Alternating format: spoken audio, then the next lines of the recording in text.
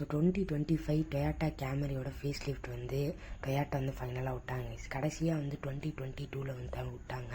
அதுக்கப்புறமேட்டு 2023 விடவே இல்லை. இப்போ வந்து இதை வந்து ஃபேஸ் லிஃப்ட் பண்ணி விட்ருக்காங்க. இதோட டிசைன் லாங்குவேஜ் வேறு லெவலில் இருக்குது. அது மட்டும் இல்லாமல் இது 23 இயர்ஸாக வந்து இந்தியாவில் வந்து சேல் பண்ணுறாங்க. ஸோ இந்தியாஸோட ஃபஸ்ட்டு ஹைப்ரிட் கார் வந்து டொயாட்டா கேமரி தான். அண்ட் இந்த காரில் வந்து இல்லாத ஃபீச்சரை வந்து அள்ளி தெளிச்சிருக்காங்க. ஸோ காம்படிட்டர்ஸை கம்பேர் பண்ணும்போது டொயாட்டா கேமரியில் என்ன அட்வான்டேஜ்னு பார்த்தீங்கன்னா மைலேஜ் வந்து வேறு லெவலில் கொடுக்குங்க.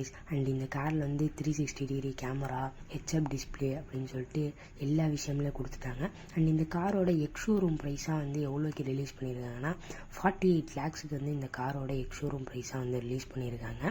அண்ட் இந்த காரோட காம்படிட்டர்ஸ்னு யாருன்னு பார்த்தீங்கன்னா ஆடி A3, அப்புறம் BMW 3 சீரியஸு, அப்புறம் BYD சீல் காரு, அப்புறம் இனிமேட்டு வரப்போகிற ஸ்கோடா சூப்பர், இதெல்லாம் அவங்களோட காம்படிட்டர் ரைஸ். அண்ட் இந்த காரை பற்றின உங்கள் ஒப்பீனியனை கமெண்ட் செக்ஷனில் கமெண்ட் பண்ணுங்கள். Thank you guys.